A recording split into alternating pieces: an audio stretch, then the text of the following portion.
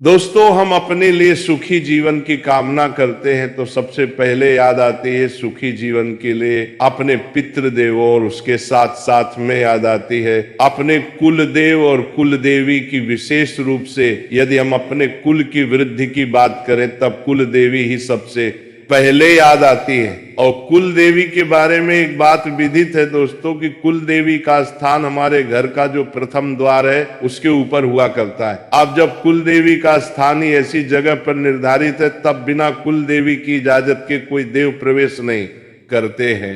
यही कारण है दोस्तों कि जो कुल देवी की मान्यता नहीं करते हैं, या बहुत से लोग तो अपनी कुल देवी के बारे में जानते ही नहीं। दोस्तों, ऐसे में हम कितने ही देवों की पूजा करें फलित नहीं हो पाती, क्योंकि जब तक अपने ही नहीं तब दूसरे भी नहीं। सबसे पहले अपनों को मनाया जाता है, उसके बाद दूसरों को बुलाया जाता है। ये एक व्यवहारिक नियम है। अब बहुत लोग कह देते हैं जी हम हर देव की पूजा करते हैं, इतने इतने इतने मिनट करते हैं, ये मंत्र करते हैं, ये चालीसा करते हैं, परंतु फल नहीं आ पाता। इसका सीधा सा कारण है कि कुल देवी आपके ऊपर ना खुश है। मैं तो कहता हूं कर लीजिए कुल देवी को प्रसन्न, और देवी प्रसन्न तो फिर सारे देवों का आगमन शुरू, और आप जो पूजा करेंगे आपकी फलित होने लग जाएगी। इतना सा ही है दोस्तों। छोटा सा उपाय बता देता हूं कि जैसा कि मैंने बताया कि सुबह उठे तो एक बार बस ये बोलते, एक बार के बोलने से ही आपका पूरा काम हो जाएगा। पर रोजाना बोले, पर बोलना कैसा है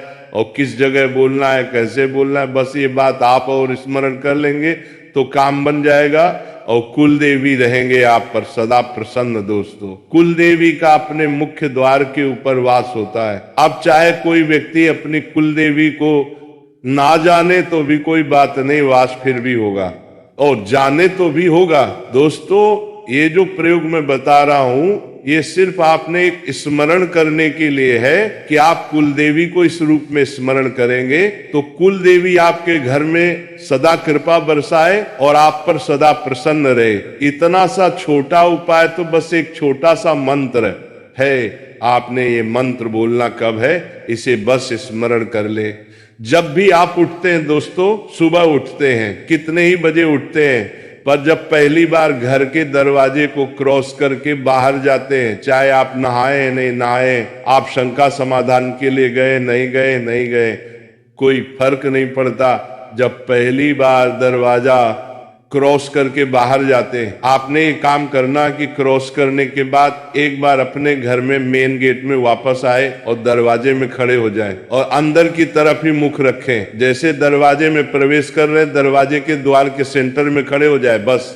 दोस्तों, अब ये करके आपने ये मंत्र बोल देना है और कुछ करने की जरूरत नहीं है। यहाँ न किसी प्रकार की पूजा करना है, न किसी प्रकार की धूप बत्ती, न अगरबत्ती, किसी प्रकार का कुछ नहीं करना है।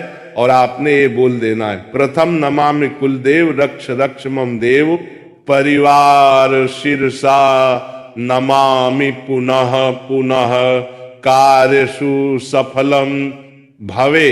बस दोस्तों, ये जो मंत्र है इस मंत्र को केवल एक ही बार बोलना है कि प्रथम में कुल देवी को नमस्कार करता हूं, मेरे परिवार की रक्षा करें।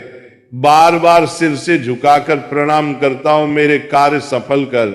बस ये करो।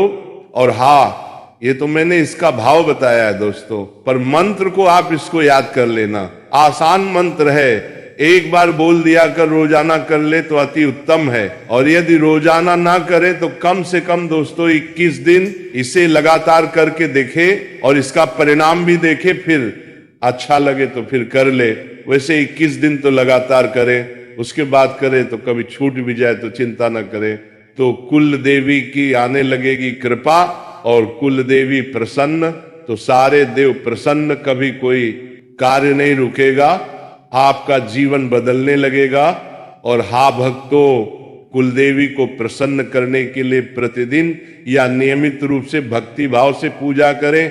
शुद्ध घी का दीपक जलाएं, चंदन और धूप का प्रयोग करें, और उन्हें फूल चावल और पान अर्पित करें। घर में रोजाना कलश में जल रखें।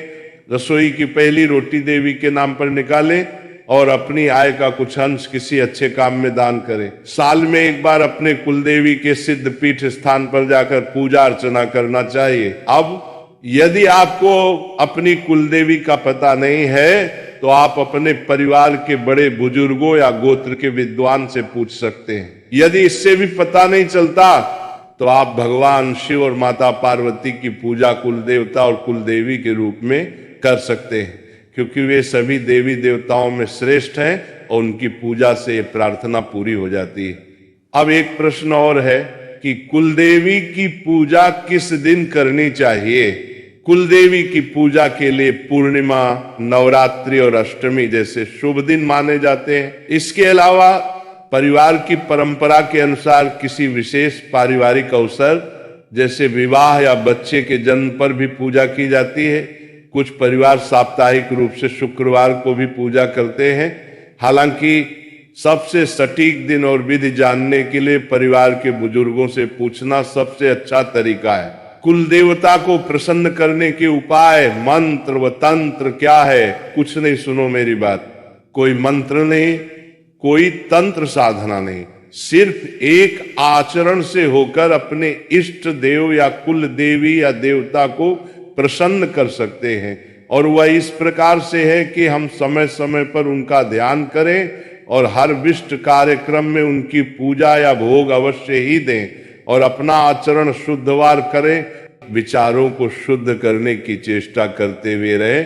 हमारे कुल या इष्ट देवता कभी किसी को हानियां नहीं करते हैं। वे सदा भला सोच सकते हैं, पर उन्हें हमेशा अपने सभी खास कार्यक्रम में शामिल करें, उनका सम्मान करते रहे, तो वे बलशाली होकर सदैव आपके लिए कृपा बनाए रखेंगे।